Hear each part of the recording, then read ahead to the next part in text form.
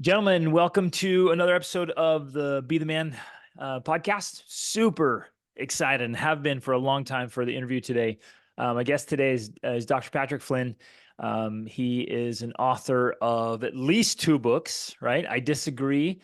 And is the second book, is that the newest book, The Hormone Connection? Is that right? No, that was the first one. The I Disagree book is now the I Still Disagree book is coming out in April of this upcoming year. Fantastic. So we got another one coming out. And what I'm most excited about, he's a family man with four daughters. The wife with four daughters is awesome. So, hey, brother, welcome to the podcast. Glad to have you here. Why don't you give us a quick introduction, and we'll dive into what you believe are the non-negotiables for really directing our health as men and as in families. I think the non-negotiable is first to understand that men and women are dramatically different, both from a physical and a mental standpoint. So that will guide you from a standpoint of how you take care of a woman, how you take care of a man, but also how they enter the business world too, because how a man deals with stress is dramatically different, and how their body and physiology and mental aspect deals with it compared to a woman. And just to give a step back, I started my first clinic in December 27, 1999 on $500 that my mother borrowed me. And then it was kind of interesting. And I built now an international company, hundreds and hundreds of employees and doctors and stuff all over the US, a couple in Europe and expanding. And I employ a lot of men and a lot of women. I actually employ more women than men. And I try to set the tone of being a man, saying, listen, I believe the major non-negotiable to me on anything is the effect of stress on women's bodies. And the effect that men the way they can deal with stress is dramatically different. And so I think that if we understand, first of all, that men and women are dramatically different in so many ways, they both have amazing gifts, because when I talk about certain things, and men are gifted in things, women are gifted in things, but men can be affected negatively and positively by certain things. Women can be affected negatively and positively by things, but women have a lot of negativity to their health and their emotional state when mental stress enters their life. Whoa. So, well, let's just double tap right into that immediately. Yeah. Is what are the best recovery, the way to kind of handle stress and recover stress, and some of the contrast there specifically for women. I'm sure you have some specific strategies, but let's maybe just touch on what's the different effect and what are the different strategies. Yeah. Because I think through this all the time, and when I'm coaching men, I'm like, okay, we can do this, and it works. Yeah. But you're saying it's a totally different approach for women. It is. I've kind of, because I have a lot of men that are doctors, but also great staff members that have different jobs through me. And I always tell people this: if you look at men, they got to dealt three major things. I call it 3 M's: mind, muscle, and money. Okay. And there's a certain stress load it takes to do that. As you guys know, and watching your podcast and watching Teeth Therapy, we have a mental stress load that we need to take daily. But the one thing about this is this: if you look at that mental stress load, there is a positive effect to our body. If I were to physically be there in the studio with you and attack you, by nature, your testosterone will go up. See, so our body physiologically reacts with a hormone production to survive that stressful event. Women don't have that same benefit, which leaves them more susceptible to where their body moves into a fight or flight degenerative response. Yep. And therefore they start to lose certain hormones. So not only does their mental and physical capabilities start to go down under high mental stress, but it also affects them from fertility to cancers to heart disease to all the major factors, all things that they deeply fear. And so therefore, I think the number one thing for recovery on both sexes is just awareness. If a man is aware that his wife, who has amazing gifts, needs to be protected from a lot of mental stress, he's going to approach marriage differently. Like I always tell people this, women, I know this gets a laugh, but there's some importance to this. I always say this: who stresses out more, men or women? Women, I go, women. And I say, who causes women most stress? And they all yell, men. And there's some truth to that. Yep. You understand? And women and guys are like, holy crap. And I always try to teach men that, listen, you can be the greatest protector and provider, amazing thing to your wife. But if you're her number one stress, you can make her very sick. Vice versa, if a woman stresses you out, it doesn't really make you sick. If anything, actually our aggression or testosterone goes up, we get more aggressive that way. And that's why guys have to learn to be stoic and keep that under control. But the idea is awareness, I think, is number one, because when I go out and speak, I just got back from my initial book tour. I was gone for 6 to 7 weeks. And women came up to me and said, listen, if my husband or my boyfriend, my fiance knew that, or I want my daughters to understand this because they may be 7 years old and they went through all the stress and it beat them up like crazy. They want the younger generations to understand that. But it's really sad because there's obviously different levels of thinking on certain things to where people say, well, you're disempowering women. That's not really true. I employ actually the woman who reminded me that I was running behind after my last teaching to start the podcast was a woman. She has a very important role in my life. I could not succeed without her leadership and expertise and her nurturing guidance, which she has an amazing capability. And she's my head journalist. She does her, you know what I'm saying? And so we have to really recognize the awareness that we all have major gifts, but why can't we just accept that there's physiological consequences to women that aren't to men when it does come to mental stress, and then set both sexes up to win because we are different. Yes. Yes. Okay. So, and on that point where, and you could see a valid argument there where you're saying, well, you don't want to overprotect and you don't want to keep them, underdeveloped so they're not growing and progressing. And you're not saying that. So where is it, have you noticed that men are causing the most stress and where they can specifically shield or protect or make a shift so that their wives feel a sense of safety and certainty and protection? Well, if you think about women, they're very attracted to guys that have purpose. They really are, because it brings them peace because they know everything is going to be okay. Yep. Men don't thrive in everything is going to be okay. We love adventure. Testosterone's very aggressive, very go for it. So when we're running towards something, that's when we're at our best. Guys that are sitting around just want to know everything's okay, I believe has been culturally developed. And therefore you have a mama's boy that a mom tells a son everything's gonna be okay. I like to teach our men saying, listen, I have this, and I have nephews. I have now my nephew is basically my son, my oldest nephew. He just had a little boy and he's starting to learn to walk. Well, I tell people, you know what I do with him? I give him a little push and knock him over. And as he gets older, I'm going to teach him, guess what? For men, you have to make their life hard. For women, they have to understand life is hard.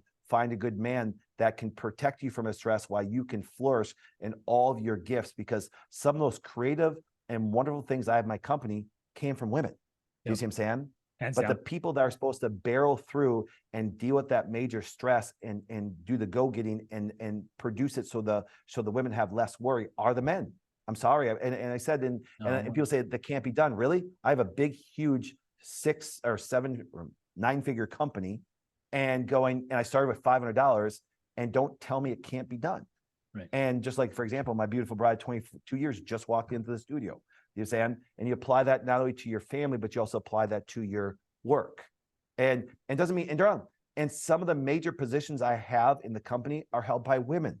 So what they do is they confuse leadership with stress. That's not really true. You understand? Because there's characteristics of leadership that men have that they're great, characteristics of leadership that women have. For example, and therefore you're going to have a man that's going to go for it more than the average woman, and that's okay. You know what I'm saying? Women want to have that aspect, their hormones, estrogens connect, everything's gonna be okay moving forward, things like that. That's why if you ever think of it this way, if a guy comes to me and he's vulnerable, if a guy comes to me and talks about emotions, I don't want to hire him, because you know why? That means he's raised by his mama. He's not going to go get it. He's not going to be a go-getter. He's not going to put himself through stress. He's going to be more worried about things. Everything's going to be okay. I'm like, you're not going to accomplish anything in life. And if you're in competition, I'm going to beat you. Yep. Love it. Oh, I love it. And this fits with something I've been doing a lot of coaching and teaching around recently, and I'd love to hear your thoughts on it. I think it's fundamentally we're built for women to bring some of their problems and struggles to their husbands, but it doesn't necessarily go the opposite way, where men taking their problems to their wives has a different, and I would love to hear your thoughts on it. I think it has a different physiological effect. Yep.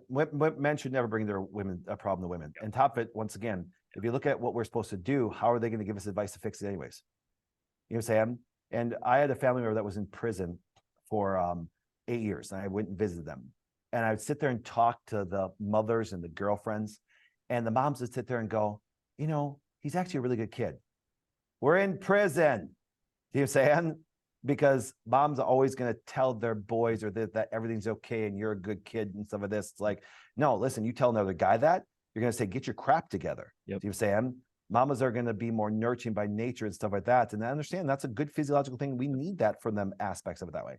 But once again, to actually succeed in the world, to succeed in life, those characteristics are not going to get you in very good places and stuff. And so therefore, men are supposed to go to men to help do their other problems, because here's what happens.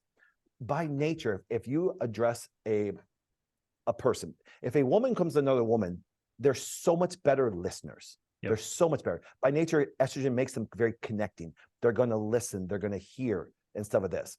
And they'll tell them their feelings. And women by nature, being nurturing, will listen, have compassion.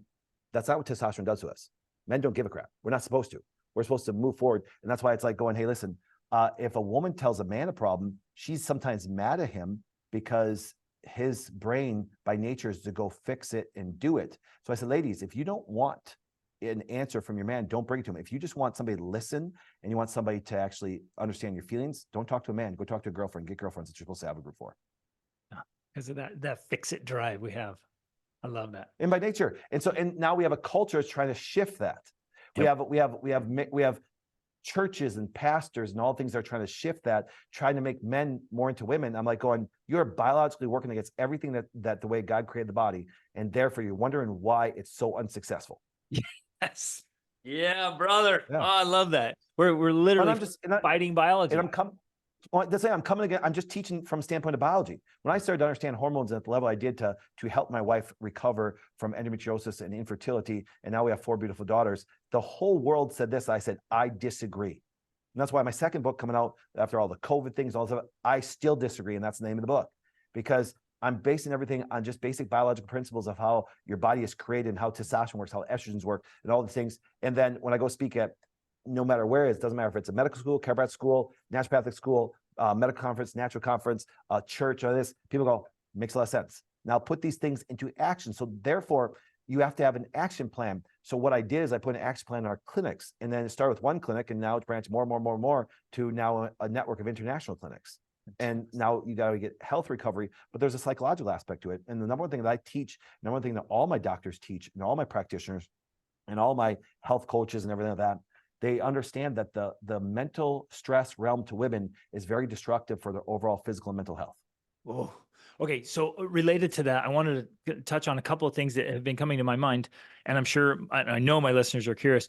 So what's the effect of, even these are like recovery methods or maintaining methods, but intense, vigorous workouts, men versus women, Yes. cold plunging, men versus women, and even maybe saunas. So things that men might turn to, women might also turn to. There's going to be a different physiological effect on those things. Yes. And what happens this, men could be more consistent. Women have it more difficult. It's really based on timing. For example, you have 7 children, correct? Correct. Okay. So you're married to a wonderful woman, correct? Yeah. She's amazing. Yes. Now I want you to think about this. Do you understand? I have to correct you. You're not married to one woman. You're married to 4 women. Okay. Because physiologically, her hormones change. If she's still cyclic, has her period, it changes 4 times a month. So there's mental and physiological changes that happen each week. So guys, you don't realize this. You have more stability to your hormones and physiology. She doesn't. And by nature, that's a great thing. So her hormones fluctuate every week. That's why she's mentally and physically different. Let me give you a physical thing. And so for all you men, you can ask your women this. A woman could put on a bra one week and her breasts are all nice and full. Next week, she can put it on. It's a bunch of shriveled raisins.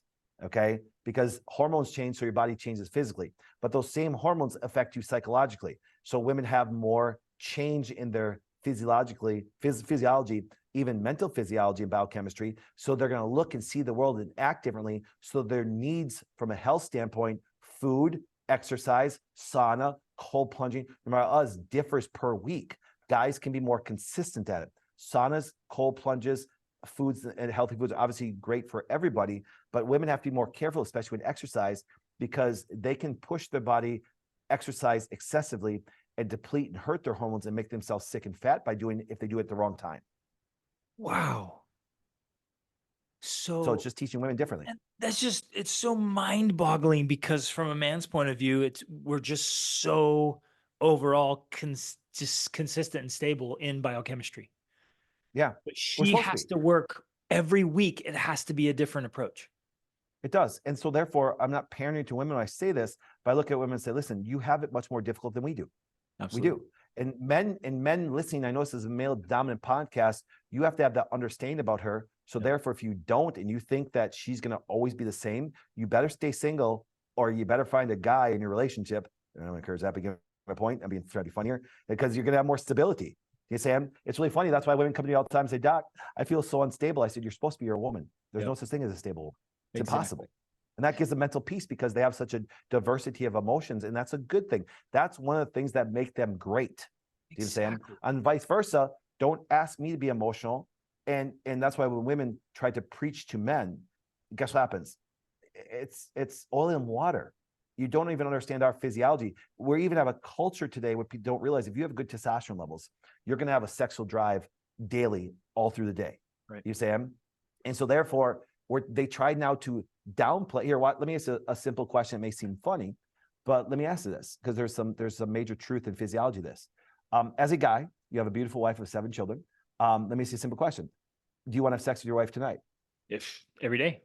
Okay. So let me ask you a question: does that make you a pig, disgusting, and perverted? But see, culture today, I've been called that because the drive is there. But you know why? You know why it's been there is because the understanding of males and start understanding that is a normal physiological response. And Durang, I say women, what they do is, so let me get back on my side now on this one, is ladies, we have a sex drive every day. It doesn't mean we get sex every day. Right.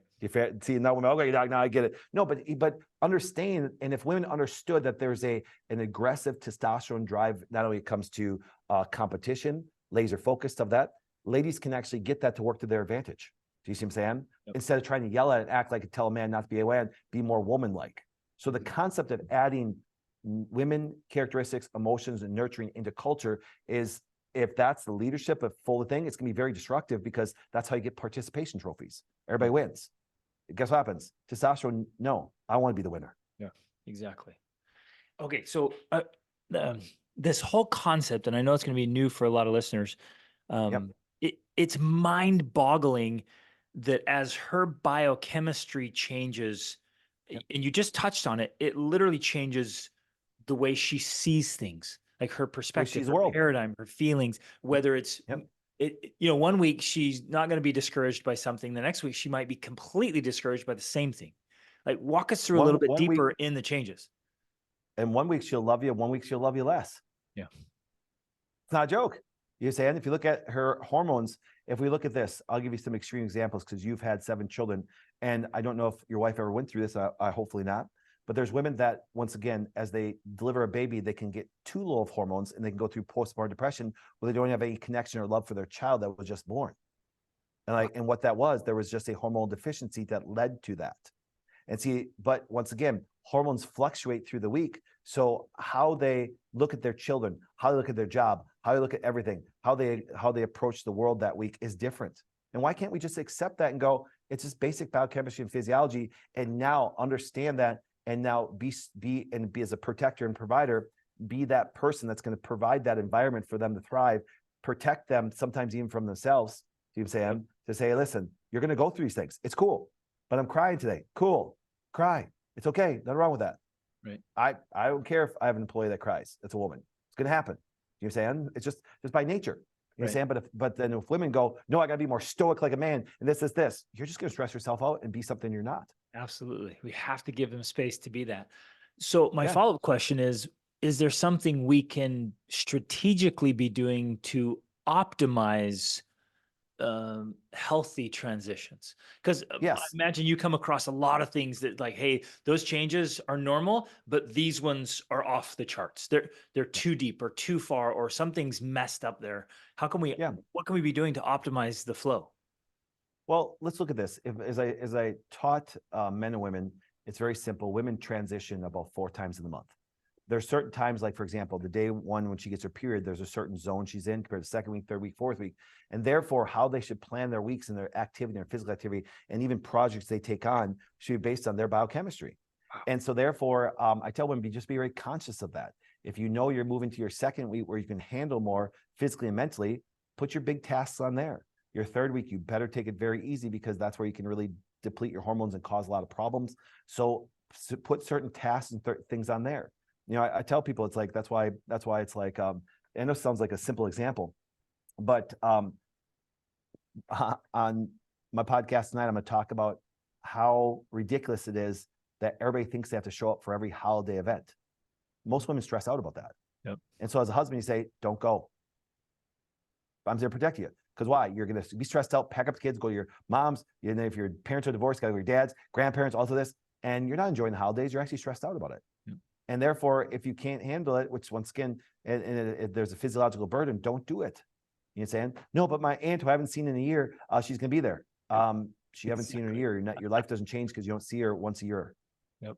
I just don't get it. You say, I just don't get. And once again, and women sometimes get really ticked off when I say it that way. I'm like going, well, then just tell me how I'm wrong about the analysis and things to where when you're screaming at your kids on the way to Christmas, walk in and go, hey, how's it going? You know what I'm saying? I'm like, you're just yelling at your kids, ticked off, stressed out. And now just because you walked in the door, everything's better. Yeah. So yeah, it's a subtle form of self-sabotage. It is. Exactly. But we culturally are trying to run our lives based on what culture says. Yep. But how are we doing? Women are more sick. People are more divorced. There's more things. Men are fatter, broke, all things more in history. Testosterone's low. Sorry. I always tell people the advice that we get is like listening to the weatherman. They're always wrong, but you always go back and check your app to see what the weather is going to be like. And you keep listening. Exactly. I don't get it. I love it. So I just said, I disagree. And if you have some physiological or biochemical and arguments that I can put out there that way, I'm more than well listen, because when I learned this stuff, no one taught me this. I sat there and went, here's a lab, here's what's happening, here's what goes on, this. Oh my goodness, a lot of mental stress, it drained your hormones. Oh my goodness. Well, what are stressors? Well, men are stressors. Well, the holidays are stressors. These are well, then why can't we just teach women that these things are happening? Because I would tell you, it's just the awareness alone gets women thinking about it, and they go, wait, I can't stress out about this. See, so when you look at things, I think the greatest thing that we can always teach people is just awareness. Yeah. Because then they can choose now, because their thinking has changed, because people are trying to change people's thinking, and therefore now the actions they're taking are leading to destruction. So I just got to come along and give them a different level of thinking, and their actions lead to a better health in life and more money and more happiness and more health and more things this and going, so let's just look at the outcomes. I love it. And is it dialed in enough that they could schedule out quarters and even a year if they know when their cycle is, and they could plan out bigger and smaller projects? I mean, is it that dialed in where they could forecast? It's a reason why that women are known to have a cycle. It's coming around again. You're saying they can map it out. And actually by mapping it out, they actually will have a little less stress, will make their cycle even more stable. Right. So it's like, that's the great thing. It's just and then obviously I'm going to throw a whole monkey wrench into this. Now, when a woman's menopausal, she has more stability to her hormones, and if she's taking care of herself, her testosterone levels do go up a little bit, so she can be a little bit more aggressive at things like that. It's why they have termed, that's why women at that age got the term cougar, because once again, they have a little bit more aggressiveness, they have a little bit more sexual drive, a little bit of this, and so therefore there's certain stages of life that women and men have to understand. I think from a society standpoint and accomplishment standpoint, I think that the culture has really destroyed women, where they've said, hey, listen, go chase after your career, do things like this. Mm-hmm. I think that's detrimental to most women, especially teenage and young women, because you know why? You have a time period that allows you to be fertile. You have a time period. You know what I'm saying? You really do. It's going to end. Guess what happens? A man who is 85, if he keeps his testosterone levels and keeps his body pretty healthy, he can have a child with a 35-year-old woman. You know what I'm saying? Or a 30-year-old woman. See, our fertility continues. Theirs doesn't. And then therefore, we are creating so much stress for women. By the time they get to me at 30 years old, they're sick. Yeah, guess what? They could be a lawyer, which I'm all in favor. My daughter, who's 20 years old, is following my footsteps. But me and my wife encourage her to, once again, to do it through your feminine characteristics. Yep. And do it so, and then she has a wonderful husband who's more like me, that protects and provides for her, who's already a doc, but allows her to flourish. And his job is to even protect her even from herself. So that she can operate in her feminine sphere and not be expected to compete and drive consistently at a masculine level, you'd say. Well, because if she did, she'd get sick. Right. I have female doctors, female nurse practitioners, female nurses that tried to push at my level, and they physically have dropped. And I even warned them, don't do it. Yeah. Not a joke.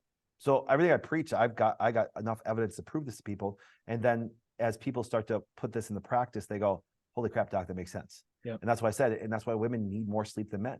They need more recovery time due to the physiological burdens that they have to deal with that men don't have to. And how much more? I say women need between 8 to 10 hours of sleep per night. Okay. Men can get away with 7 to 8. I like to see men still have about 8 hours sleep. Sleep is very important for both sexes. Women just need a little bit more. What about food? Is the diet going to be Um, significantly different? no, there's going to be macronutrients like proteins, fats, and carbohydrates that are needed. This concept of no carbs or things that makes no sense to me. But women don't. Both men and women don't eat enough proteins.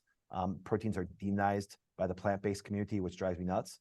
Right. And they're wrong. From a standpoint this way, you can be a very healthy vegan. You just have to work 10 times harder than the person that eats meat. You're saying because there's certain amino acids you need to get at certain grams per day that you can get. You just have to prepare your food more than if I like, no joke, when I get done with this podcast, I'm going to make 4 duck eggs and I'm going to eat 0.25 grams of liverwurst, which has heart, liver, and kidney in there. Nice. And I'm going to get enough leucine for muscle protein synthesis. I'm going to work out in my gym that I have here. And I'm 49 years old and I can bench 250 pounds and I can outwork a lot of people. So we create that venue for people to have a physical and mental thing for guys here.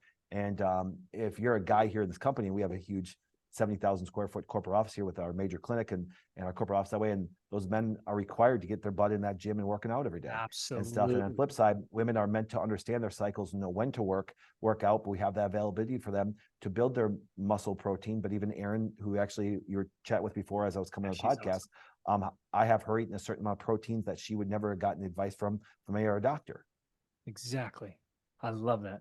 Okay, that's a good lead in to toxins. I know you've addressed toxins. I would love for you to just nail some of the toxins in our body products, in our house, from laundry detergent to soaps to cleaning supplies.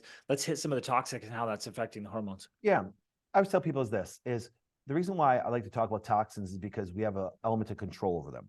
We don't have an element of control of pollution, things like that. Yes, we should always promote no pollution and a better planet, some of that, not to the craziness that some of the lies that come out there, but we shouldn't be poisoning our rivers. Like, if I live by the Great Lakes in Green Bay, the paper mills, the car industries has poisoned our Great Lakes. That's disgusting. We got to clean up our waters, clean up some of this.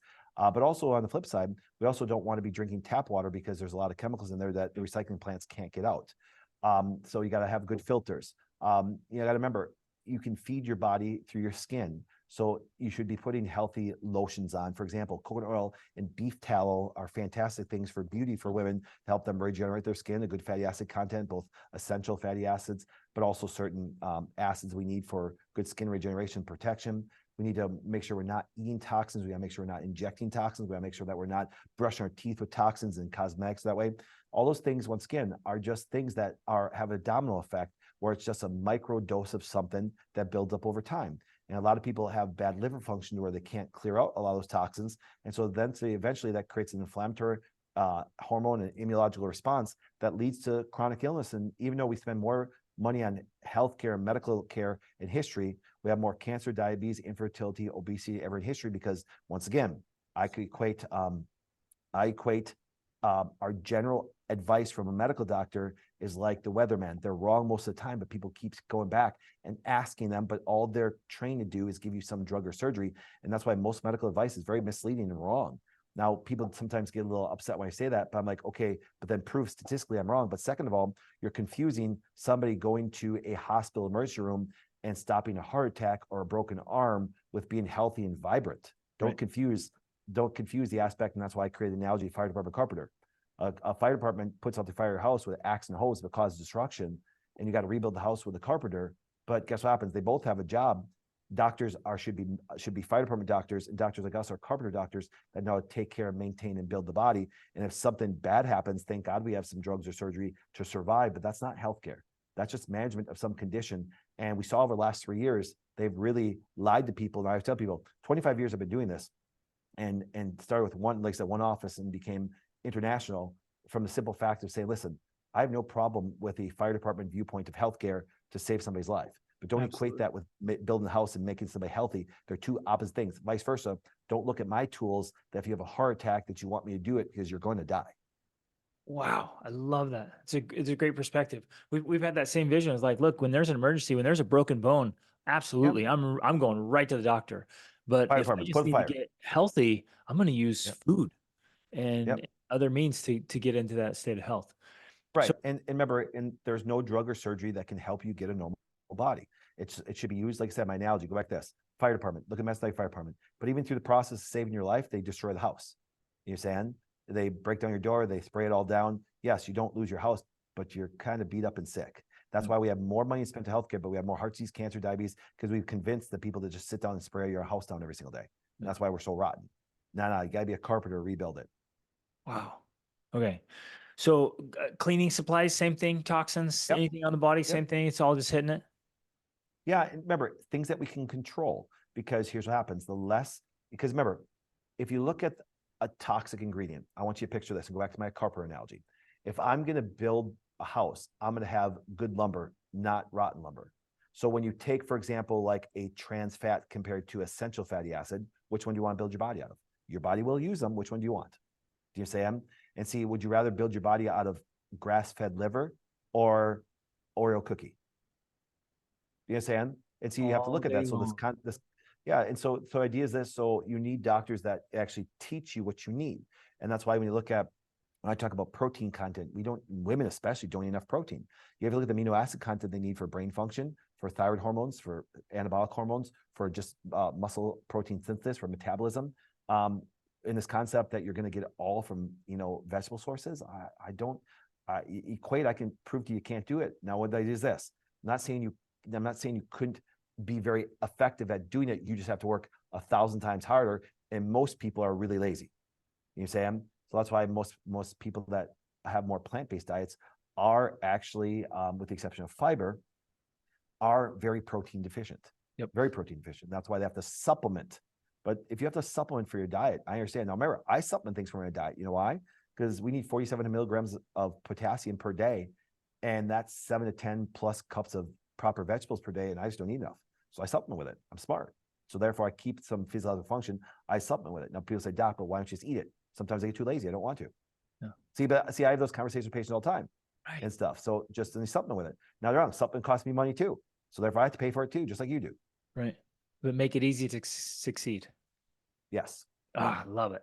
Okay. So I had a question that I wanted to ask, that I know listeners have asked as well. How do you detox? Is there a detoxing process that is effective? Like, okay, people are listening to this today. They're like, okay, I'm getting rid of the toxics in my body products, in my house products, and we're trying to get the body back to a clean, optimal state. What are the best ways to get the junk out of the body? Yeah. Well, remember, let's go back to this. You're genetically programmed to do that. Okay. So this concept of detoxing frustrates you a little bit because it's a natural kind of hoax a little bit. And let me explain. Your body has production and elimination processes every single day. Now, because people have been led by pediatricians, general practitioners, medical doctors, they actually put toxic burden. Remember, a definition of medication is a non-lethal dose of a lethal substance. So they're giving you toxins all day long.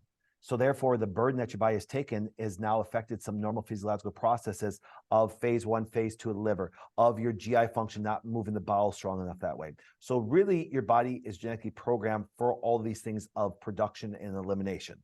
It's just that our eliminations have been slowed down by our current habits and toxic burden that we do have. So therefore, what really should people say, listen, how do I support the normal genetic physiological responses to eliminate something from my body? So that's why people say, I'm doing detox. I'm like, well, you should just be healthy and your body moves that stuff out on a daily basis.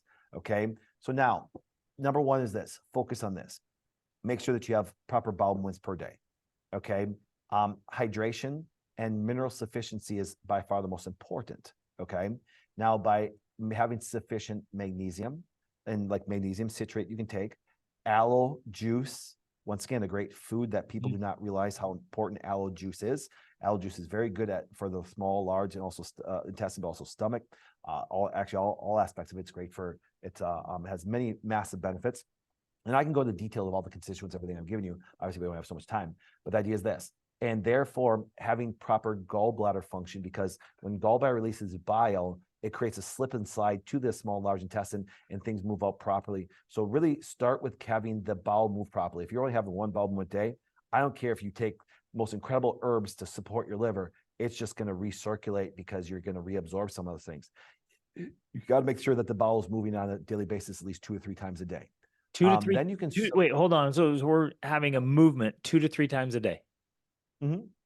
Okay. Yep. Most people are constipated.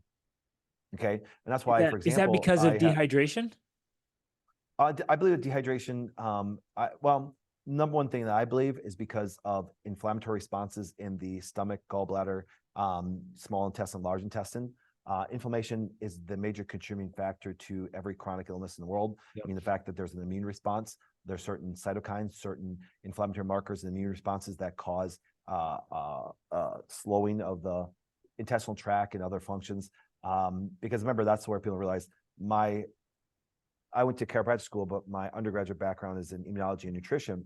And that's why I was obsessed with immunology. And so I'm a very big person that really looks at all the inflammatory triggers that lead to a person to, let's say, beat up their health. Because inflammation is a contributing factor to every chronic illness there is.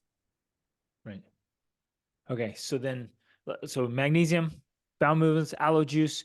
Yeah. I know you've talked support, about apple cider vinegar. Like, let's yes. give a couple more things here.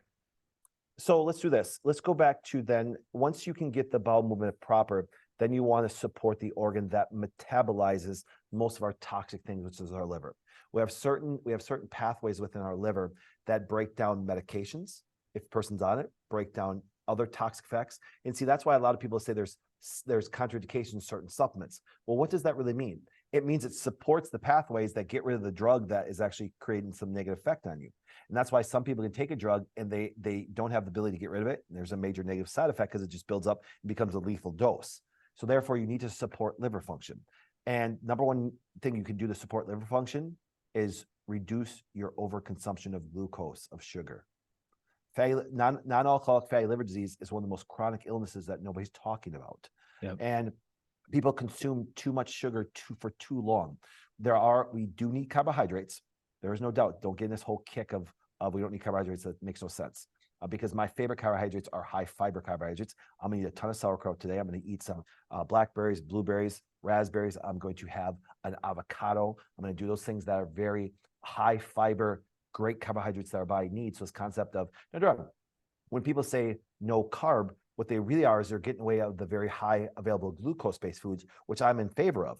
But don't lump them all together because there's higher fiber, there's lower fiber. You want to move things that are more high fiber, and that should be daily. I don't believe people eat enough protein or enough fiber. They say 30 grams for a woman, 35 for a male. I'm like, everybody should be well above 50 per day. It's one of the major factors that reduce all-cause mortality is fiber and stuff. Because there's GI health that comes with that. There's microbial, there's digestive, there's insulin resistance that's affected because even if you did have something that had some higher glucose, it reduces the absorption of how quickly it gets in our bloodstream.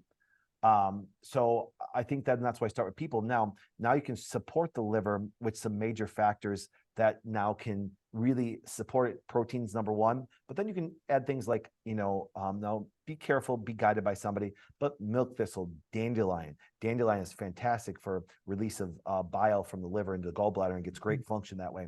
Schisandra, other great medicinal herbs that are very good at supporting and giving the constituents for those organs to actually do their normal genetic process of phase 1 and phase 2 of the liver.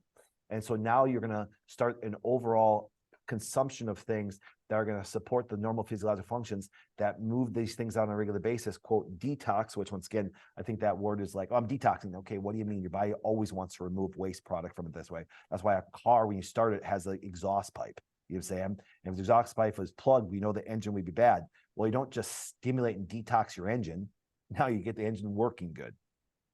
And if does the detoxification process, does that happen mostly when we're sleeping? And does poor sleep interrupt that? Here's what happens. Everything, there's an old saying that I have. If you can't sleep, you can't heal. Your body during sleep starts certain physiological processes because you don't have the burdens of certain stresses through the day, including eating. You know what I'm saying? That's why when men do fast, women should never fast. Never, never, never, never, never. I've proven that scientifically for so long. Women that fast, it's going to destroy their hormones, destroy their health. Just that most women are obese, so they fast for a little bit, they lose weight, so they look a little better. I'm like, okay, and we want to get rid of the obesity, but you can't do that long term. You will mess up your body. Men need to fast on a regular basis. It's good to do that because of the stress it puts on our body. And then when we bring back in our nutrients, protein, certain things, our testosterone levels skyrocket even more. But Duran, when you first fast, your testosterone drops a little bit. It's supposed to. But then what it does is the recovery comes when you come back into fasting. Now you've put your body in a stress state that now helps you build a fight or flight, an animalistic, Paleolithic ancestry aspect of survival. And now our testosterone goes up. So I love men going through fast and then start to build the body up and then retest them and see their testosterone go up, maybe from 300 to 500, 500 to 600, 600 to 800 and stuff. And my last test, I'm 49 years old and it was at 851. And I can maintain those levels and stuff. Oh, wait, hold on. And you're naturally in the 800s. Yeah, that's why when people are taking TRT and all stuff like going, then people say, yeah, I'm really healthy. I'm like, you're taking a chemical. Right. Remember, I've never taken a drug. I've never taken a testosterone. I've never taken TRT. I've never taken a bioidentical. I've never taken all those things. It's like going, no, and we do that all our patients. Just got to learn to maintain good testosterone levels, which just like business is effort and work. Do you understand? And so therefore, guess what happens? And then as you understand the physiology of the body and basic macro micronutrients and exercise and what we need to do in resistance, like I said, you're going to do wonderful things to maintain a great healthy level. And so I'm 49 years old. I go 100 miles an hour every single day. And people wonder why I can accomplish so much from a business standpoint, which I've been very successful in things that I've done because I have a physiological aspect of health that I can grind like crazy. You're running on the rocket fuel of testosterone. Yeah, but I also like to make sure I'm in bed between 9 and 10 and make sure that I get significant 8-hour sleep. People think I don't sleep. I'm like, I sleep better and longer than most people because I understand the physiological recovery that's needed. And I'm even in favor of people taking naps during the day. Fantastic. Grab a quick half an hour nap. Yeah. You understand? Love that. I think naps are fantastic. And sleep before midnight is it significant? If you got your 8 hours between midnight and 8, from what I understand, it's not as effective. There's specific hormonal reserves, including growth hormone, that have been shown that if you get into bed, especially for women, between 9 and 10, you're going, especially even adrenal hormones. That's why when people, if you go to bed at 9, I like to put a standard for everybody, both men and women, get to bed at 9. Now, men can get up easily by 5 o'clock, crank it out. Women should still be in bed for their cortisol rhythm till at least 6 or 7. That's why I came up with the basically saying, listen, and I have a beautiful wife and 4 daughters, and I'm always yelling at them in a good way. I mean, I'm like, guys, get in the bed. Because why? I'm a protector. I want to protect my kids and my wife even from themselves. No, yes, ladies, I know you have so much to do. It's important. Yep. Go be dominant, be nurturers. But remember, I got to make sure that you stay healthy and vibrant because you want your beautiful wife around for a long period of time. And if she's has a burnt up house, you're not going to have the loving go for it relationship, and you can have all the money in the world. You know what I'm saying? Exactly. You have a private jet, but she's sick and can't fly, and guess what happens? It's not that fun to private jet anymore. Exactly. Okay, I gotta go back to testosterone. So I went in a few years ago. I was in high 500s, thought I was doing great. Walk me through getting from 500 to 800. And I guess this fits with energy too, because that was one of the things I wanted to ask is like energy and vitality. How do we strategically keep that up on a day-to-day basis? Well, it's very simple. Remember, it's all about being healthy. Remember, the vitality you're talking about is just normal biochemistry, normal physiology. And I'm sorry, you can't be consistently putting burdens on your body, even as a guy. Now, what do I mean by this? Don't freaking, I know it sounds weird, but it's gonna be something stupid. Don't be putting Gillette shave on your toxin on your face and shave. Don't be doing all the same burdens that women do that interfere with normal physiological processes your body has to recover from. Now, I do not believe that men get enough protein. I do not believe men get enough sleep. I do not believe men get enough constituents that are needed for basic physiological functions. I think their understanding of dietary and serum cholesterol is wrong because what happens is this: we need cholesterol even to produce testosterone. Yep. And so this concept of trying to minimizing certain things, and dietary and serum cholesterol have 2 different factors. That's why people get it wrong. Adipose tissue in men is a detrimental thing to testosterone production in men. I apologize. Production is easily accomplished by LH hormone and certain constituents, but a lot of men are aromatizing through fat tissue into estrogens. And that's why male breast cancer is an all-time high. It's why men have man boobs. It's why men actually have some emotional feelings like women do, because they're converting their testosterone to estrogen. And a lot of men, for example, can cause aromatase by adipose tissue by having a bad diet, toxins, too much sugar. And that's why it's very important for men to get on our men saying, hey, you fat ass, get your ass back in the gym, get rid of that fat tissue, stop eating that sugar. And see, and I don't believe a woman should have the responsibility of saying that to their husband. I think men need other men to hold people accountable, because I can call you, I can say degrading things to you and you think I love you. If a woman says that to you, it just you don't feel loved you. that way. Exactly. And I have a rule, and I even have a rule with all my closest friends, even my company. If you're, and if, let's say, and I'm gonna use Erin and Christian, because Erin's here right now, and she's a big part of the company, but so is her husband. She works here. And I say, Erin, if your husband's ever not doing what he's supposed to do, don't address him. Come to me, because then I'll go kick his butt. Because men are meant to kick each other butt. Yes, we are. Exactly. And it shouldn't be the burden of the wives to sit there and push their men. That, you know, because look at it this way. And Erin has 3 wonderful kids, and now she crushed it in her job. But you know what she did? For the first season of her life, she raised 3 wonderful kids. And now she's crushing it in business because her kids are older now. So now she enjoys the spoils of having wonderful children, and then now crushes it as far as a business person.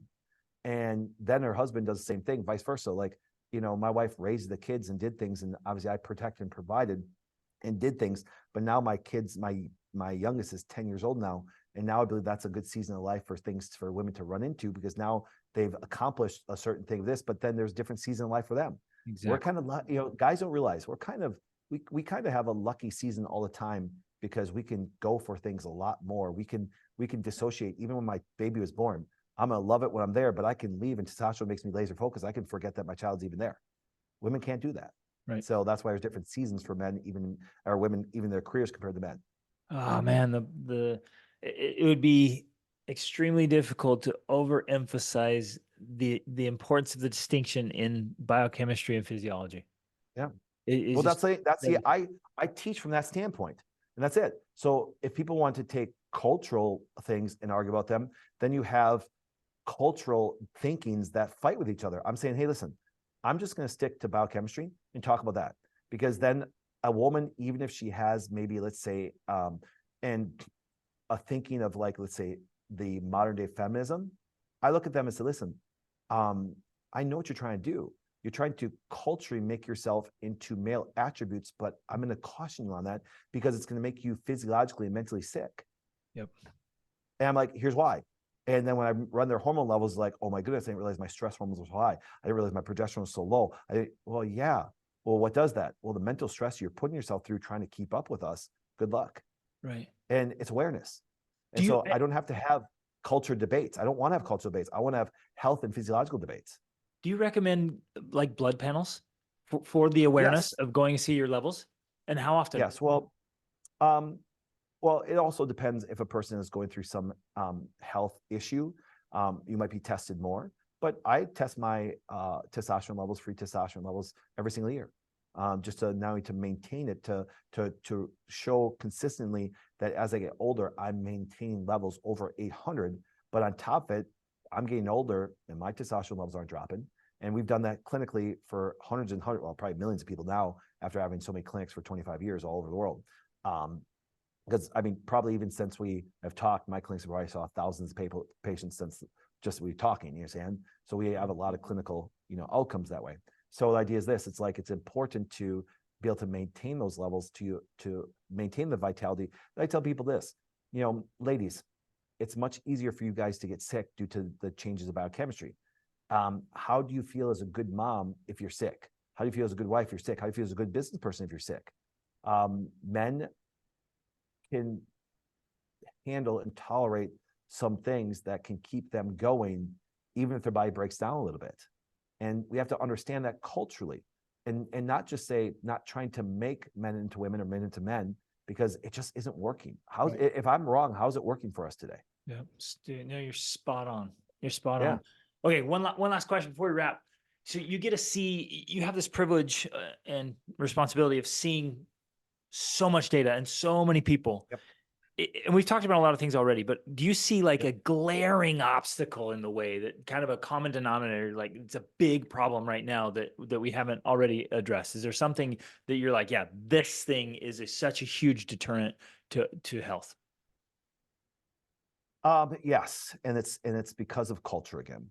Um, I will tell you beyond a shadow of a doubt, no one will ever convince me different on this. I have way too much data, way too many labs, way too many clinical experiences just being personally with a doc, and some of that is the burden of mental stress on women's mental and physical attributes of their life. Wow. I can't stress enough how, and I think women have to understand that first, once again, awareness, then men have to understand that. And men, this is not a joke. You can be the greatest protector of that woman, or you can be the number one reason why she's actually getting sick too. So you have to know that. So therefore, it's an environment that you have to create in yourself as a man, for that, as far as a relationship to move forward. And what that, and being a protector, once again, just makes the family aware. Say, listen, honey, you know, do what you want to do. You go live your dreams. We're in this together. But if I see an element of stress, it's my job to even protect you even from yourself, because women can nurture themselves and nurture other people to their own detriment. I've met wonderful women that will give themselves so much they'll put themselves physically sick. Me too. And I'm like, and as a man, go, no, honey, not going to happen. Yeah. Now, it's not an element of control; it's an element of protection. Right. You say, and so I believe there's certain burdens that men are supposed to take that women are not. And if that makes me, people culturally don't like that, well, then here's what happens. This, you live your life the way you want to. I'm cool with that. Let me live my life, and let's see the way your wife lives life, Yep. her health, her vitality, her sex drive, everything. And let's take a look at mine. Exactly. And let's just compare data. And then let's see, you take your cultural experiment, and I'll take my cultural experiment, and let's see what works. Exactly, because the results don't lie. Right. Oh, Exactly. gosh, that's a perfect way to wrap right there, brother. That's so powerful. Okay, I'll put a bunch of links in the show notes, but where's the best place for people to connect with you and your work? Well, it's funny you say that, because about every couple of weeks I get kicked off of some social media platform, just like my Good big for you. TikTok. That means you're saying the right things. I would say the one that's been more stable is my Instagram, which is just Dr. Patrick Flynn. But also remember this is the stuff that I practice and stuff, the things that we do is practiced all over the US, by many different people of all health backgrounds. You could be a nurse, could be a chiropractor, could be a medical doctor, could be a pharmacist, could be, a person that went through our academy. But here's what happens this. You can go to thewellnessway.com, and I put a ton of free information out there. As you noticed when I chatted with you before, a lot of people want to ask me about products, and I don't talk a lot about that. You know why? Without proper testing and labs and things to evaluate your body, I'm not a person that wants to say take all these things, because there's no two individuals there that have the same, even if they get diagnosed with the same condition, have the same ability to recover or the same stressors in their life. So therefore, giving a protocol naturally or medically, you'll never see me. And that's why if you kind of notice, I kind of shied away from trying to answer those things, because people are like going, to make your bowels move, buy this for $19.95. Right. And you're telling me that everybody's bowels the same and everybody's causing a slowdown or a constipation by the same thing? That's physiologically impossible. We all go through different things. Yeah. So that's why care has to be personalized. But there's one thing that nobody disagrees with. When I run labs on somebody and I see all their hormone levels, there might be a perspective of how to go after those. So if somebody's testosterone is at 200, your standard medical doctor say, give them TRT, give them this, and this. And I'm like going, okay, but there's problems that are going to come from that too. Why don't we, like a carpenter, build it back to normal? But here, why it's even low is different for every individual. Is there some general concepts? Yes, but there's different for individual, and that's why healthcare has to be individualized. It can never be blanketed. So therefore, thank God this has never happened where the government stepped in and said, everybody should do this treatment to get through something. Otherwise, we don't let it go back to normal. That's never happened in history, aka the last 3 years. But anyways, I digress on that one.